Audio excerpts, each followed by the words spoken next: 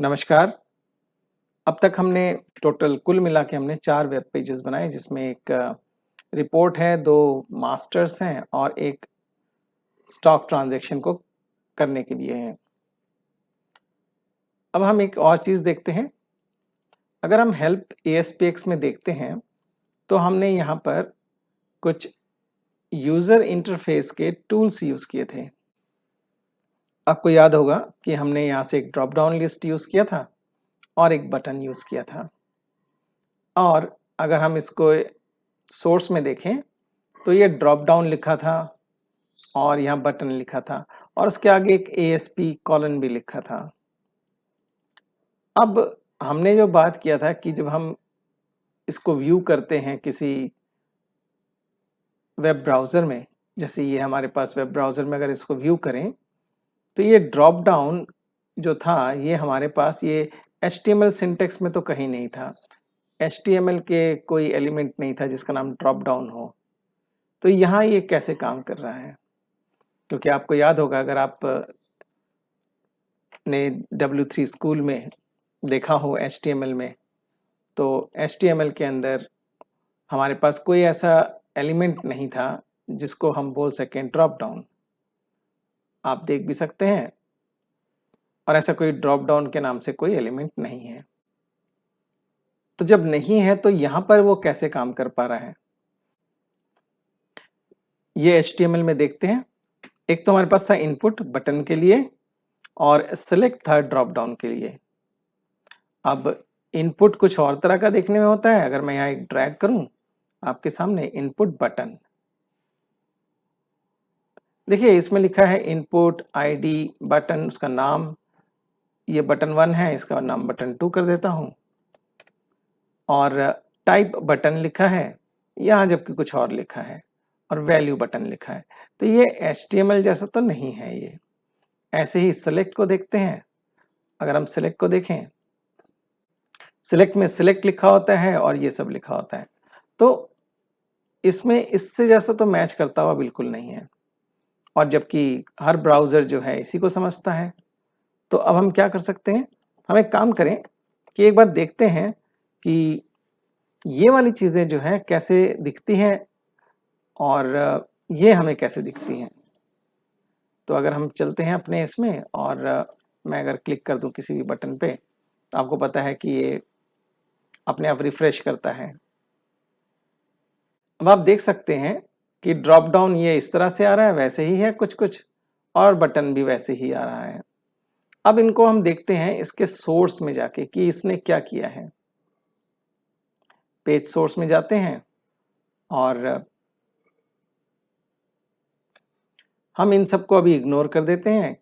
ये automatically generate करता है डॉट नेट का कंपाइलर। हम इसको देखते हैं। देखिए यहाँ लिखा है सेलेक्ट नेम और सेलेक्ट एंड है यहाँ तक। यानी कि अगर हम बात करें तो ये सेलेक्ट है और ऐसे ही सेलेक्ट और एक और है हमारे पास। यहाँ आप देख सकते हैं select ID is this, option is this और यहाँ भी सेलेक्ट और ये सेलेक्ट।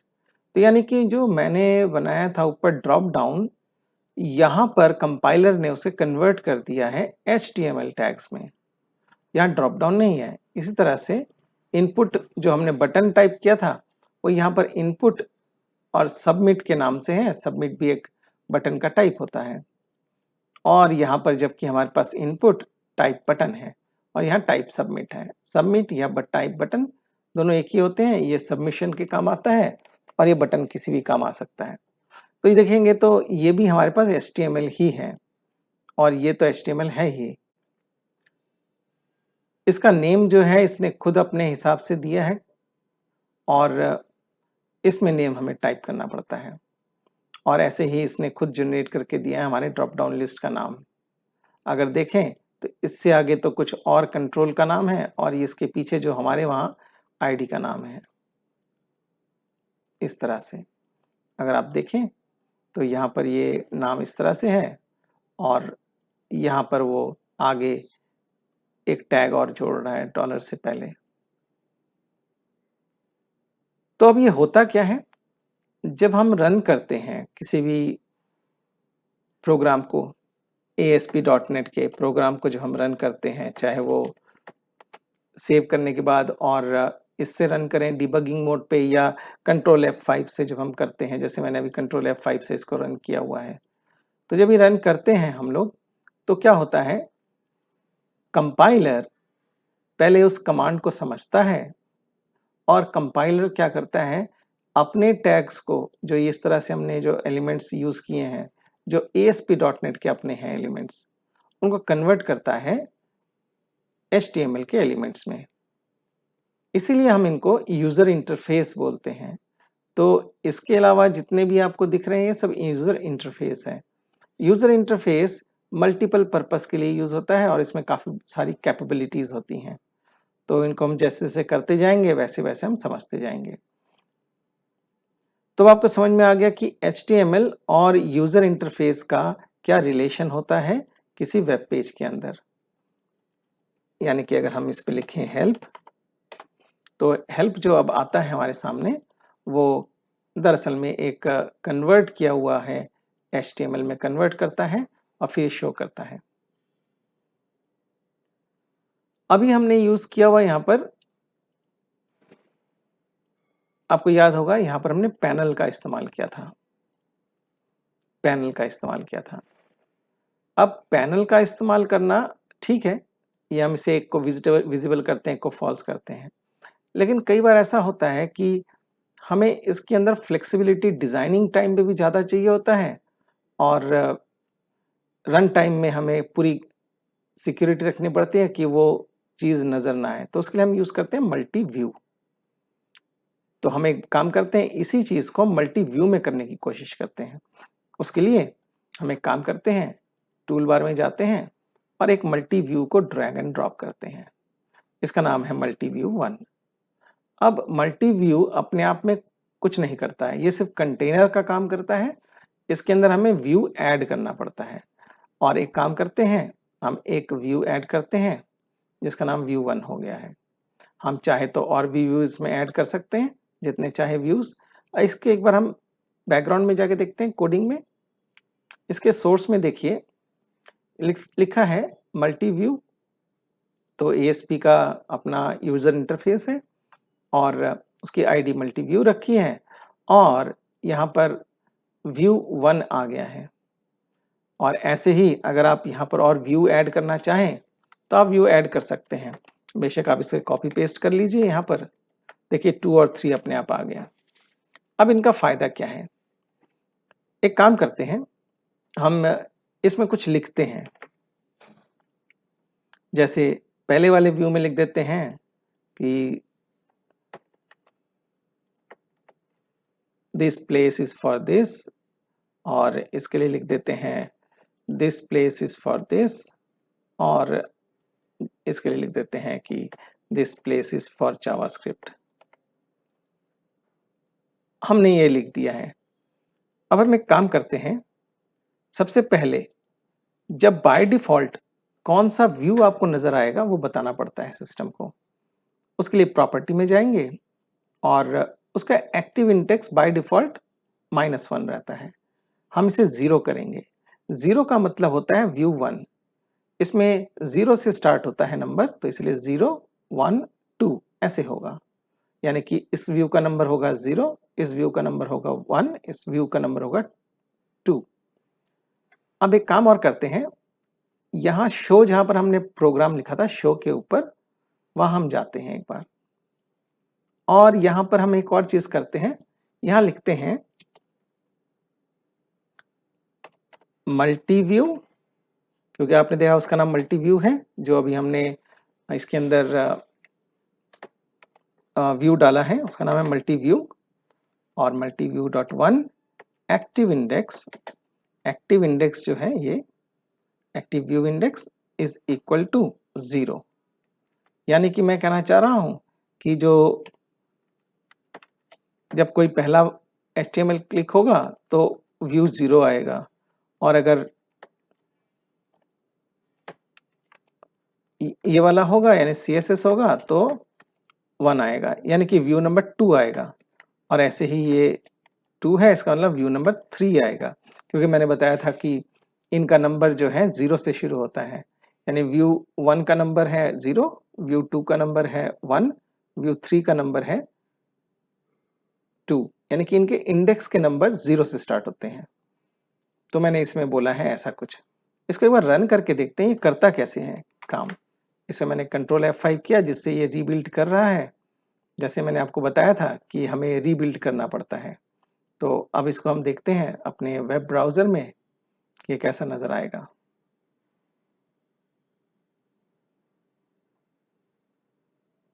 अगर आप देखें तो इसका व्यू इस टाइप से अभी नज़र आ रहा है।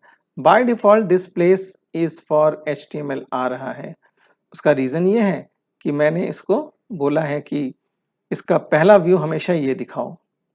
अगर मैं वहाँ पर 0 कर दूंगा, जैसे यहाँ पर 0 की जगह -1 कर दूंगा, तो अब कोई भी व्यू पहली बार में नज़र नहीं आएगा।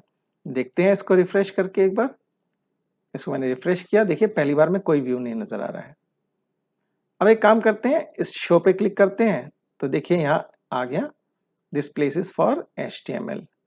अगर इसे क्लिक करके करते हैं तो this place is for CSS, और अगर मैं इसको करता हूँ तो ये आ गया फॉर जावास्क्रिप्ट। ये कहाँ से आ रहा है?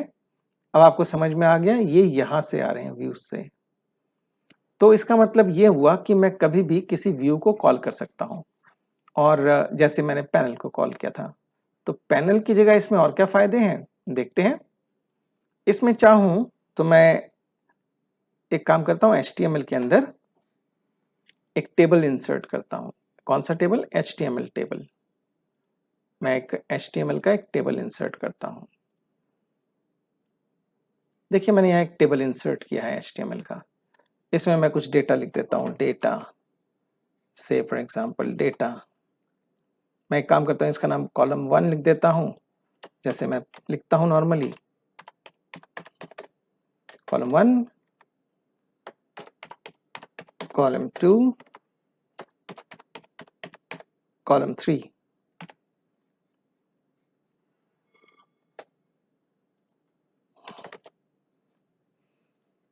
अब ये मेरे पास एक टेबल आ गया है, और मैं अगर चाहूँ तो इस टेबल का, जैसे मैंने आपको बताया था कि अगर इस टेबल का स्टाइल करना चाहें आप, इस टेबल का स्टाइल भी कर सकते हैं। मैं स्टाइल को हटा देता हूँ, यहाँ से बाय डिफ़ॉल्ट जो रखा है, मैं वहाँ से भी हटा सकता हूँ, डिज़ाइनर मोड में भी जाके हटा सकता हूँ। जैसे कि मैंने आपको बताया था कि इसमें जाएँगे और यहाँ पर स्टाइल होगा, ये स्टाइल। अब इसमें हम टेबल वाली स्टाइल डाल सकते हैं, जो स्टाइल हमें डालना है। यानी कि या तो डिज़ाइन कर लेंगे स्टाइल को, नहीं तो CSS क्लास हम ऐड कर सकते हैं। तो एक काम करते हैं, अब इसमें देखते हैं कि क्लास क्लास में हम ले लेते हैं टेबल, इतना ही ले लेते हैं, कुछ ऐसा आ गया है। ठीक है, हम इसी से काम चलाते हैं। इसे हम सेव कर लेते हैं, और अब हम इसको दोबारा से देखते हैं उसमें।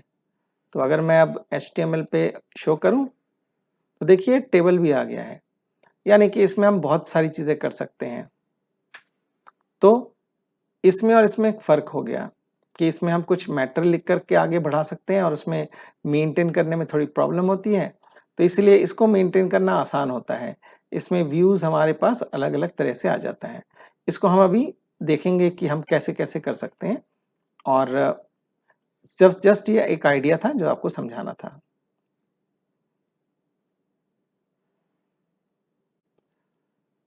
अब हम आज थोड़ी छोटी सी एक प्रोग्रामिंग और करेंगे, जिससे आपको काफ़ी सारी चीज़ें और समझ में आएँगी। तो इसे हम बंद कर देते हैं, और इन सबको बंद कर देते हैं एक बार।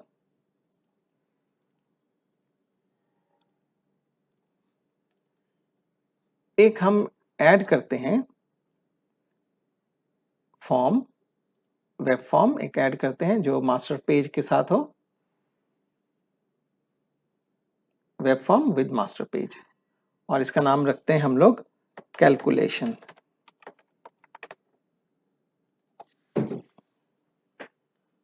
और इसको साइट मास्टर्स ऐड कर देते हैं, और अब हम चाहते हैं कि यहाँ पर इस जगह पे कुछ एक टेबल ऐड करें, और इस टेबल के अंदर हम चाहते हैं हम कुछ नए चीजें ऐड करेंगे। इसमें से एक है लेबल, एक लेबल ऐड किया हमने, और लेबल अगर ऐड नहीं भी करेंगे तो भी कोई बात नहीं, लेकिन लेबल ऐड किया हमने ये सीखने के लिए, समझने के लिए। और एक टेक्स्ट बॉक्स ऐड किया हमने, और यहाँ पर हमने एक कॉलन का निशान ले दिया। और अब हम एक काम करते हैं, इसको कॉपी कर लेते हैं यहाँ पर भी, और इसको भी एक कॉपी कर लेते हैं यहाँ पर इसके नीचे। अब हम एक काम करते हैं, यहाँ पर हम एक बटन ऐड करते हैं।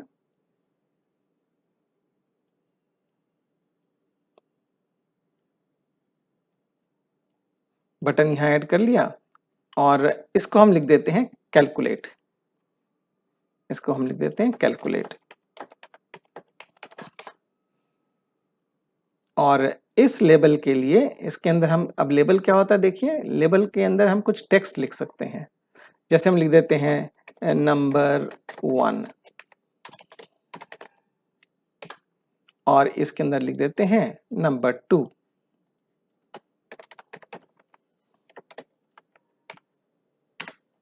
और एक काम और करते हैं, इस लेबल को एक यहाँ भी कॉपी कर लेते हैं, और इसके अंदर की जो डिटेल है उसको हम चेंज कर देते हैं और 0 कर देते हैं।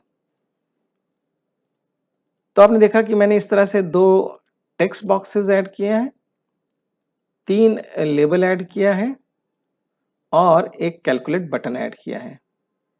अब हम क्या करेंगे,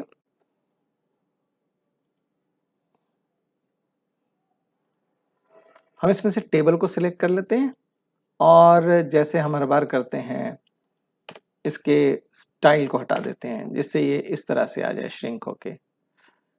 अब हम एक काम करते हैं, अब इसमें हम कुछ कैलकुलेट करना चाहते हैं। हम चाहें तो इसके ऊपर बाय डिफॉल्ट 0 रखें, और अगर नहीं भी रखें तो कोई बात नहीं, हम इसे करते हैं कैलकुलेट। अब इसको कैलकुलेट करने के लिए इस पे डबल क्लिक करते हैं। अब हमारा मकसद है कि एक नंबर यहाँ डालेंगे और एक नंबर यहाँ डालेंगे, और उसके बाद उनको हम सम करके यहाँ पर डिस्प्ले करना चाहेंगे। काम तो लग रहा है आपको समझ में आ गया है।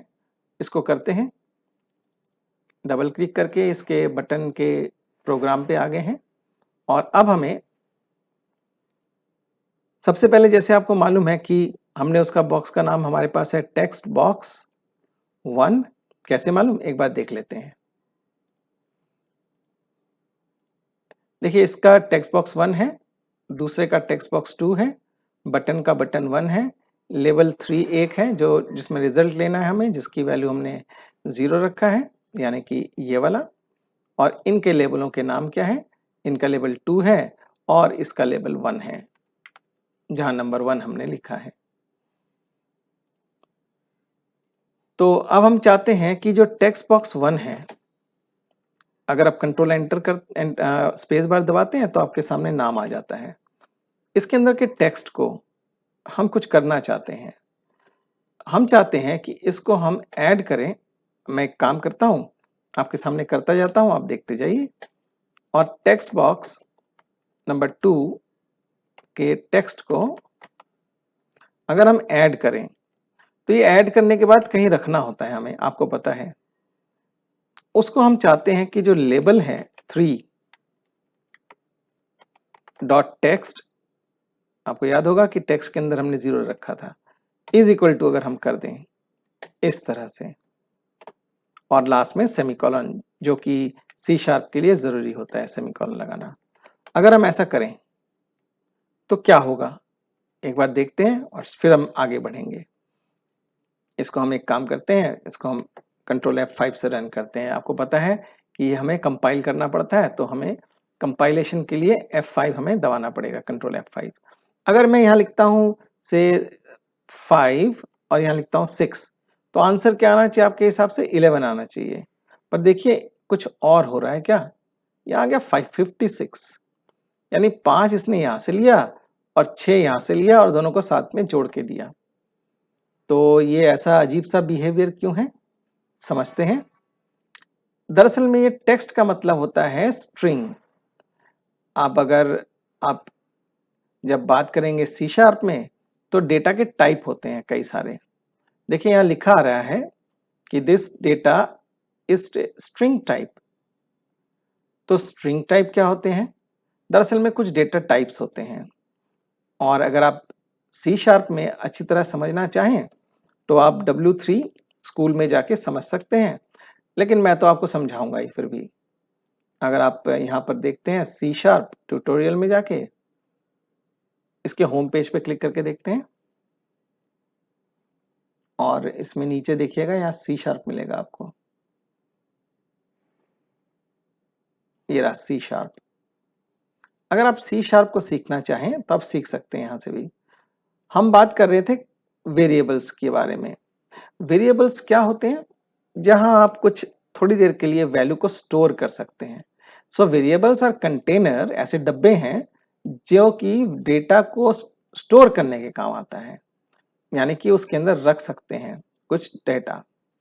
अब डेटा के अलग अलग टाइप्स होते हैं, जैसे आपको दिख रहा होगा इंट यानी इंटीजर नंबर, होल नंबर, इस तरह के नंबर।